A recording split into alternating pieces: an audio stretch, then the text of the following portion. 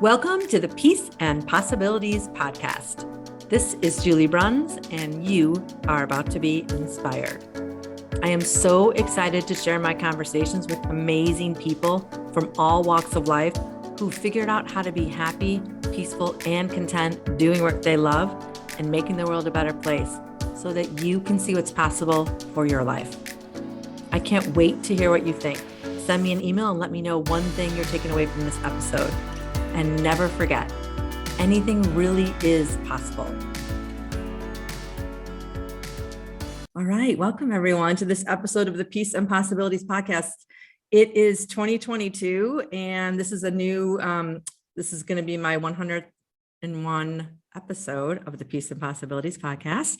My guest this week is Pam Grout, and Pam and I have never officially met until right now. I reached out to her after I read her book, E Squared, and I just like to attribute that to Emily Williams. I follow her. I've had her on my podcast. She's an author and an entrepreneurial coach, executive coach, and she wrote a blog and referenced one of her clients in there referenced your book. And I have a chapter in my book about manifesting and energy. And so immediately I read your book because I thought I hadn't heard of it up until then. And I'm like, oh my God, this is right up my alley. And I'm so excited to read it. And then I'm like, I'm going to see if she wants to come on my podcast. So thank you for joining me today. Yeah. Hey, it's great to be here. Glad you happened to run into it. Yeah, me too. Me too. I did some experiments right away too, which is always fun. I love doing those experiments. So the whole point of having this podcast is to encourage others that it's possible to love your life and love your work, and sharing stories with people who have done just that, which is why you're here today. And one of the first things I like to ask my guests is how you figured out. So I know you're an author, and I don't know what all else you do, if you're an author only, or you have other interests, but I wanted just to hear about if you knew that was your path growing up, or all about energy came later in your life, or how that transpired growing up. Well, the writing part I've known I wanted to do since I was in second grade. In fact, I wrote my first book when I was in second grade. I was one of those, kids that loved to read. I mean, in second grade, they gave me a special award for reading 322 books, or something like that. And they were picture books, so super simple books. But I think what happens, anybody that loves to read eventually thinks, well, maybe I could write too. So like I said, I started writing and illustrating little books like Patty the Penguin and Blackie the Bear and, little things like that when I was a kid. And I feel very blessed because I know many people have spent a lifetime trying to figure out what they want to do with their life. And I have known from the very beginning that I loved to write. I love to create. So I'm just blessed that I've been able to make a life doing just that. And I have done a lot of different kinds of writing. Like I've written for a newspaper. I went on to college and got a journalism degree, so I wrote features for a newspaper for a while. It's the Kansas City Star. I always like to say the same paper that launched Walt Disney and Ernest Hemingway. But anyway, so I've done feature writing for many magazines over the years, everything from Travel and Leisure. I've done books for National Geographic. And in fact, I think maybe part of the great thing about being a writer for me was that any other interest I had, I could just get an assignment to either go there, as a travel writer, or to meet a particular person. And then I get an assignment and I had an excuse to meet that person, go to that place. So it's really great, so writing has opened all these doors for me. And I've just, been extremely blessed to have been able to make a living as doing, the thing I love to do. Yeah. I love that you said, like, you get an assignment to go meet someone or see some place that you've been wanting to see. But I wondered how much of that you created, like, oh, it'd be really cool if I went to Italy and then you got an assignment going to Italy, or if it was just kind of like kismet that someone said, hey, we've been thinking about having an article on this. I'm just curious if you created more of that, or if it was kind of brought into your life. Well, I told the story in E Squared, I believe, about how I really wanted to go to Australia, mostly because I had a crush on this chiropractor that had gone there. And so I made that into, oh, I'm going to go to Australia. And at the time, it's like, well, I don't have the money to go to Australia. But like within a few days, my editor at Modern Bride, which is a magazine that no longer exists, but she called and said, we're needing a story on South Pacific. We want Australia, New Zealand, and I can't remember maybe some other South Pacific islands. And would you be willing to go there? I know it's short notice. I'm like, yeah, of course. Oh So goodness. I believe you're like, we're constantly interacting with the energy field. So some intentions are spoken, put in affirmations, and then some intentions are just in there, in our consciousness. So there's a lot of we're not always conscious of a lot of the things that we're thinking and Yeah, wanting. But yes, I've done fascinating. both ways. Yeah. And the other thing is I have discovered that almost anywhere you go, well, not just almost everywhere you go, there's really interesting things, interesting people. So, I mean, I'm willing to take just about, or, go on almost any travel writing trip because I love doing that. But Yeah, me too. there's I great love people and places everywhere. Agree. I Yeah. love it. I love the unknown. I love sometimes that intimidates people, but I don't do a lot of research before I go somewhere because I want to be surprised and I want to see what happens and what's drawn to me. But yeah, some people would be intimidated. I'm like, no, I don't need to plan everything. I just need to show up and make sure I have what I need, and that's it. Yeah. Yeah. So what do you think, what qualities or what traits do you think made you successful as a writer early on and being able to make a life of it? Even though you loved reading, and you loved writing and you were doing it, but what do you think kept you being able to support yourself all these years doing the work you loved? Well, I would say naivety, really. And, I don't really buy into the narrative, the dominant narrative, the dominant paradigm would say you cannot make a living being a writer, or it's very hard to make a living as a writer. So when I say naivety, I mean, I did not buy into that narrative. And in fact, I would say my main work is not paying any attention to the narrative that we're taught, the beliefs and expectations and thoughts, because we're trained into problem state. And so you really have to let go of that training that we all get. And I know it's a lot of people think, oh, security, safety, that's so important. But I don't know that it is that important. And I think being willing to let go of that is a wiser tact. At least it has worked for me. And so I just am open to all kinds of different possibilities. In fact, I think I told you the reason I was attracted to your podcast. I thought, yeah, I'll do a podcast with anybody that's for peace and possibilities, because those are two things that I talk about. In fact, a long time ago, I made an intention. I have 4 main intentions, and one of them is peace of mind, surety of purpose, clear, unmistakable guidance, and unceasing joy. So, these are the things that I'm intending. I don't do a lot of the, I want to affirm that I'm going to get a new car. I don't do that kind of stuff so much, but just these general states of mind, with peace of mind being way up there at the top. So, yeah. Oh, good. Yeah. And I feel the same way about peace, the word, and possibilities, of course, which is why it's in my book, because I'm like you. I don't share that I don't believe in that train of thought when people will say, well, I'm a writer or I'm a starving artist, so I'm always going to be starving. It's like, well, that's what you think you're going to be, then you're creating that. And of course you're going to be that, but stop saying all the negative things and start saying how it could be possible. And which is why I wrote my book, same thing. I was just talking to someone over the weekend about she wanted to maybe write a cookbook. And I said, I can share a few people resources that if you want a little bit of help, just kind of like sounds like you already have all the ideas. You just need to execute it. And I can give you some guidance and show you what worked for me. I said, so when do you want to do it? And she's like, oh, well, I'm not going to do it now. I'm just, maybe later, maybe this. And I go, that sounds like an excuse. And then someone was with me said, well, be careful. And I said, no, do you want to do it or don't you? You already did the hard part, which is writing some of the recipes and doing that stuff. You just need to get the other stuff done. And if you don't work at getting them done or ask about getting them done, it's never going to be done. So you don't really want to write a cookbook. You just want to talk about how you might someday do it, which is some people, that's what they need. They want to talk about it. And that's the drive. That's what keeps them going. But how bad do you really want it? And don't talk to the people that tell you can't do it. Talk to the people that say, here's how I can help you.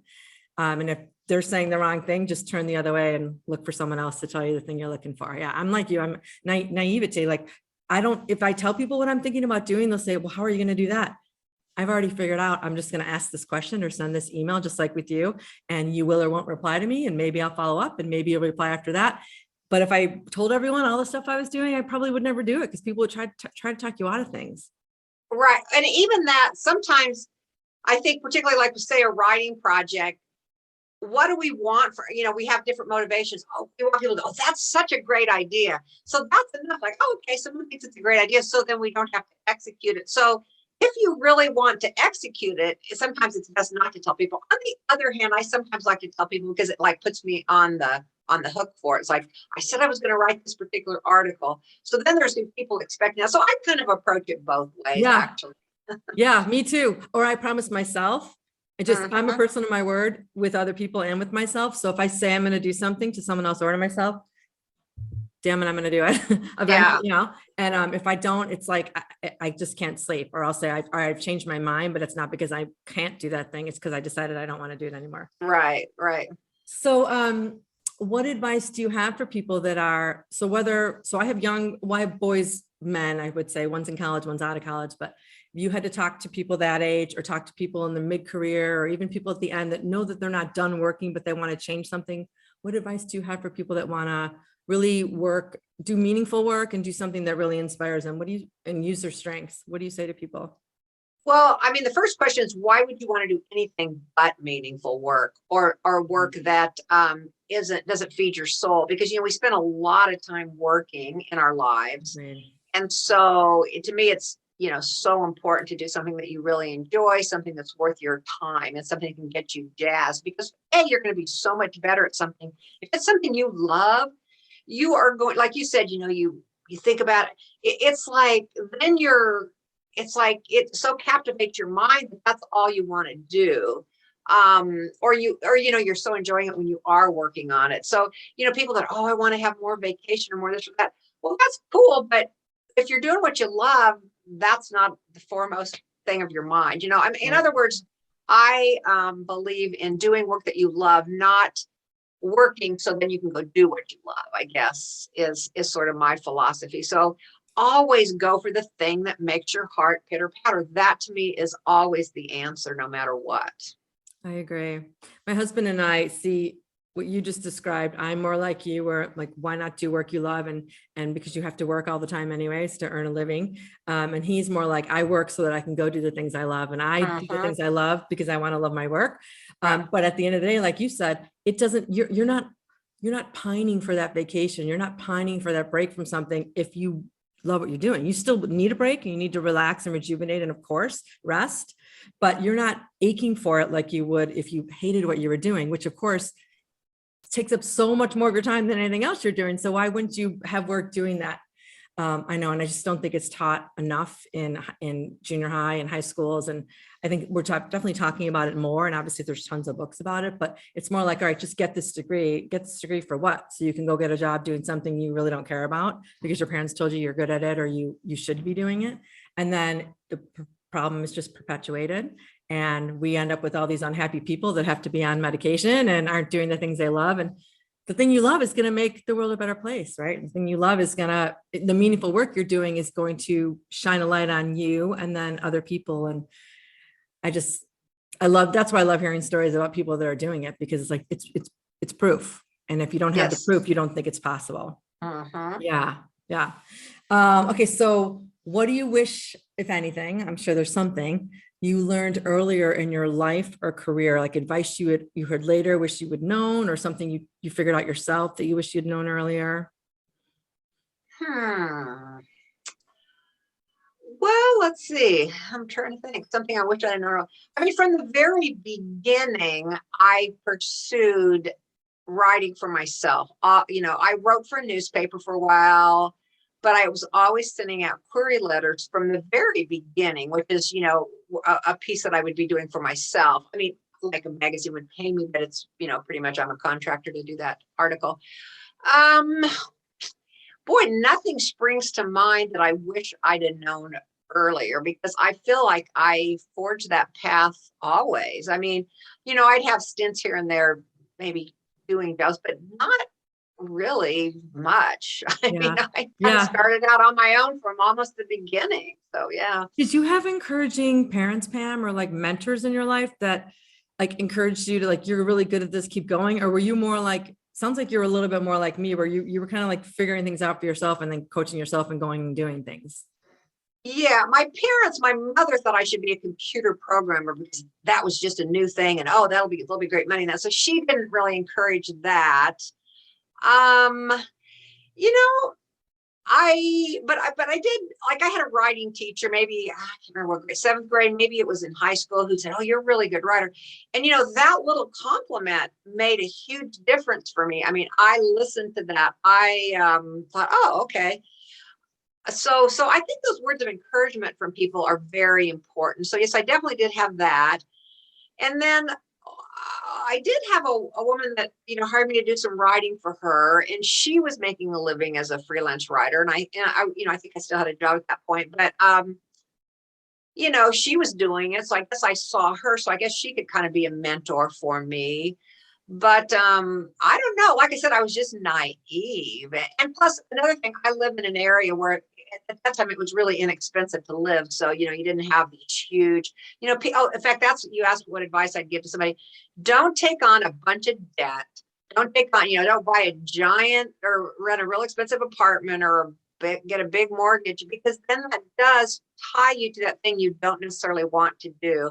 So I think keeping your expenses low is a really important thing. Like, one of the people I love a lot is Mr. Money Mustache. I don't know if you've ever heard of him. Oh, no. Yeah, he's incredible. Check him out. But why take on all this debt? Because then you are a slave to those debts. So I think to really be able to explore what you love, it's better to have low living expenses. So I guess that could be one piece of advice for someone at a young age that's just kind of starting out. But again, I always say, go for what you love, because you're going to end up doing it for a long time. And it's really, if you love it, it isn't like work. I don't even really separate my work and my life. It's all one big thing. Like, oh, okay, I want to write about this right now. So then I'm doing that. So it's not like I have hours that I work, or, you know what I mean? I'm just like following what I feel like, mine to do right now at this particular like you moment said. in time. And then it doesn't feel like work. You're just like, oh, I'm just going to go do this thing that I'm good at, that I like doing. And and I'm getting paid for it. And I have what I need. Yeah. What's the greatest thing what's the greatest gift that you offer the world every day? What do you think is your best contribution? Oh, wow. Well, I believe in a bigger thing, whatever you want to call that. I believe it's a friendly universe. Einstein said, the most important decision we make is it a friendly or not friendly universe. And I do believe that there's help and assistance for everyone. And I believe that most of us miss it. I believe that most people aren't paying attention, but I feel that it is available. So what I offer people, but just this belief that there is guidance, there are blessings, there are this force that wants to interact with us, that there really is this, and that's the best way to live, instead of feeling like you're out all alone, just me, fighting the forces. So I guess that's one thing I offer people, is hope that yes, there is a force that does have your back, that is wanting to work with you, and in fact is constantly working with you. But it's oftentimes left to work with those thoughts of, I can't do this, or I have to do this other thing. So yeah, I guess that'd be one thing I offer the world. Good one. That's a good one. Yeah. This is a new one I'm doing for 2022. Another question at the end is, what's your favorite thing about talking about all the things we talked about today? So being on this podcast in general, but what are you surprised about, or what are you going to take away after our conversation today? Something you knew that you thought of, or something you shared that you are happy you shared? Oh, today? wow. Yeah. Well, I think that piece that, keep your living expenses low, I don't know that I've ever shared that before. I mean, it just kind of popped in my head. But I think that is a really important thing. And I think people do get really stuck into big, budgets that they have to fulfill every month. And then they just feel trapped. And I think staying free is so important.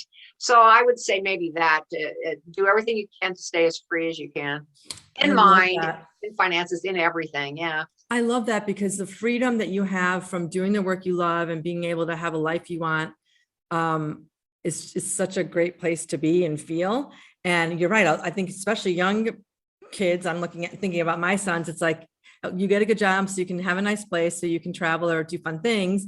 But if you don't love the thing you're going to get up in the morning to go do for 8 or 10 hours a day, everything else around you is going to seem, like you're not going to see the hope and the freedom and the all of the, what's the word? I'm kind of like magic that's around you, because you're going to be just ensconced in this, like, I guess this is what I have to live with now. And if you aren't trying to do all that stuff in the beginning and just keeping your expenses low and staying free, it's easier to discover that earlier. And then, like you said, not be tied down to all of these other things. That's brilliant advice. And I think something especially now that's important, because it really is a, what can you accumulate kind of world. And how much money can you make to have all these great things that you really don't even need? Well, see, we're marketed that story from the very get-go. We're in such a capitalist society that's all about accumulate, get more stuff. Yeah. And then you realize that doesn't really make you happy, but it takes a while to actually break free from that. I mean, it's just the drumbeat of our culture. And Yes. it's so not really meaningful, and it's not, it doesn't foster good relationships. There's just nothing really great about it. But it's, so anyway, the freedom from the narrative, the freedom from don't drink the Kool-Aid, Yeah. So Yeah, we really discovered that recently, because our younger son went off to college. We downsized and sold our house and moved into an apartment in the city, and had to go through all of our things for 20 years we had in this house with these 2 kids, and small house, but still you accumulate things you don't need. And it's been so freeing. It's like the theme of today's discussion, to just, we didn't have a ton of stuff anyways, but our kids had to do it. We had to do it when we were moving. We had to say to them, here's what we have for you, take it or leave it. These are your things. I don't know if I want them now. I'm like, but this is a good lesson. And like, look at what's important, look in this box and decide what you want to keep with your life, in your lives, for your kids or future or whatever. We're doing the same thing.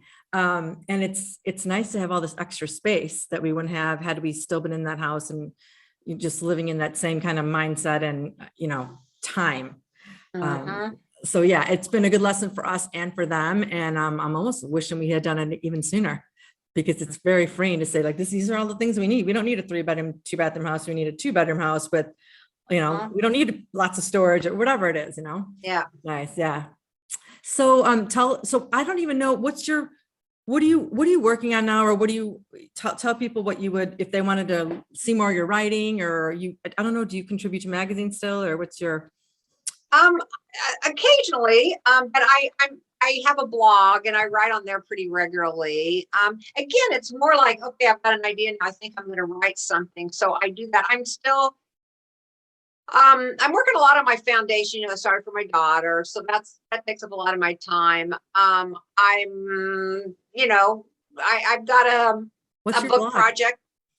Pardon me? What's the blog name?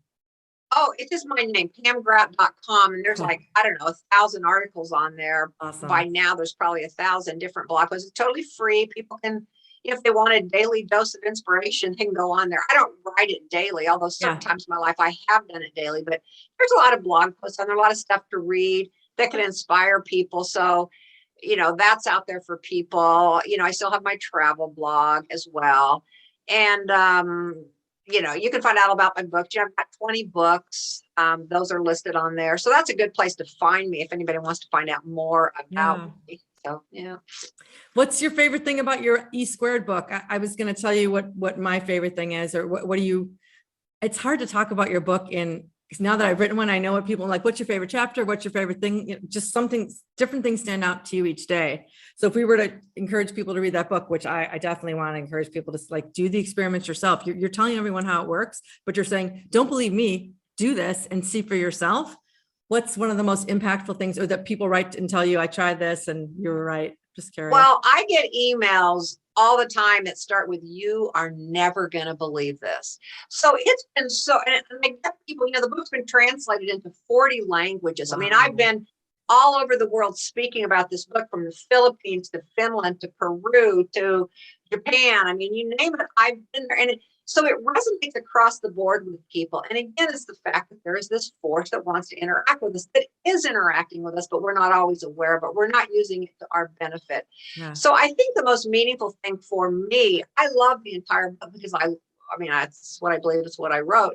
But I love that I hear from so many people and people that say that it changed their life. I mean, I hear that all the time. This book changed my life. And again, as you pointed out, I mean, we've heard these theories that there's this God out there, there's this universe out there, whatever. Mhm. So that's what I'm saying. It's like, you know what? I don't care. You don't have to believe me. You don't have to believe anybody. Try this out for yourself. So I set it up like with scientific experiments. And I think that's the reason it resonated so much with people, because literally, every blog post I write, there's people from 20, 30 countries that read them. I mean, it's just people all over the world.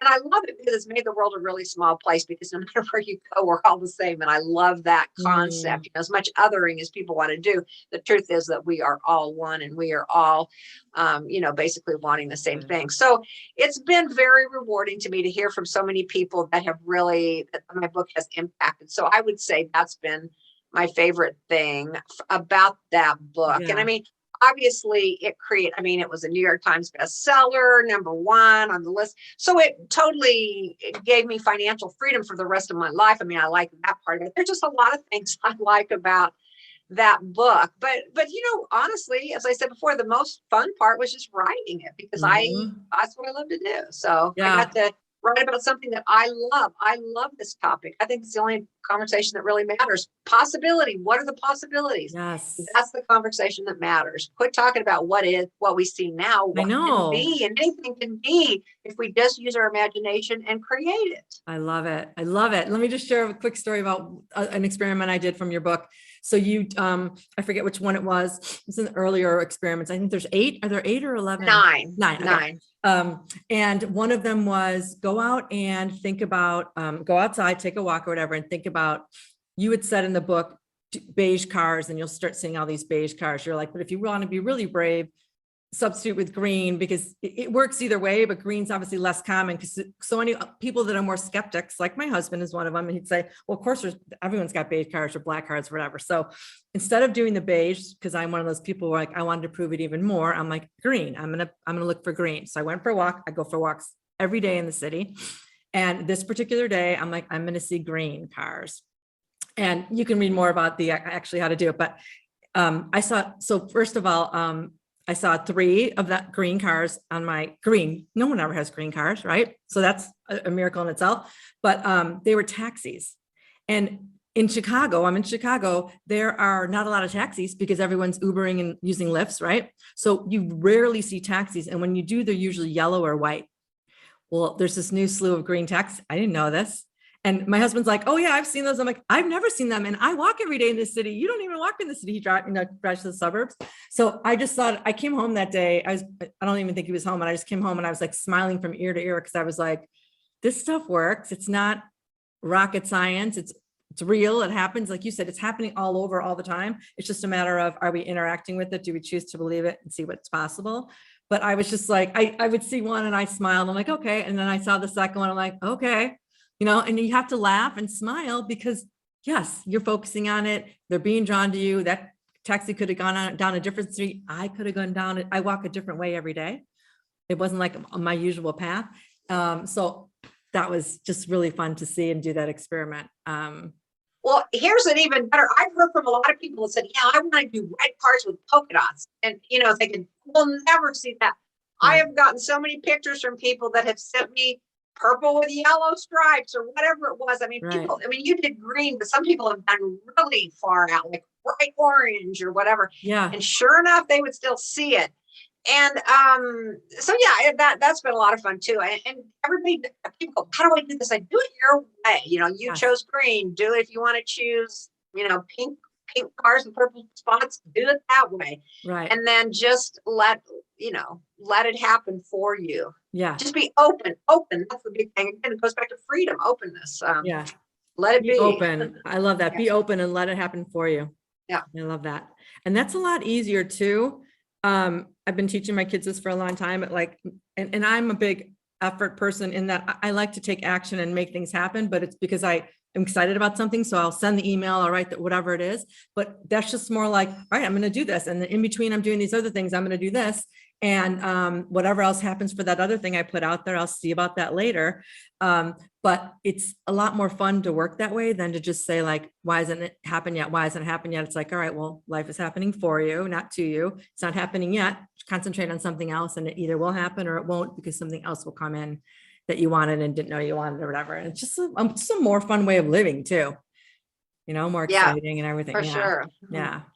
Oh, well, thank you so much for responding to my email. I know you probably get dozens and thousands, and I just really appreciate you being open to doing this interview and being on the podcast, and so that others can see exactly what I'm trying to say and you are, which is anything's possible, and you're proof of it. And keep up the good work. And I can't wait for people to get your book and check it out, because it really is mind-blowing, and then exciting to see how much power we have, how much power we actually have. Yeah. Yeah.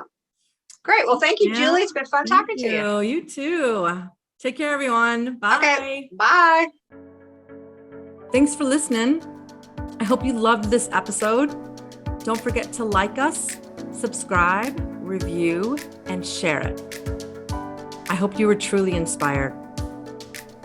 And for a little more inspiration, don't forget to pick up my book, Peace, Possibilities, and Perspective: 8 Secrets to Serenity and Satisfaction in Your Life and Career. I can't wait to get you love in your life.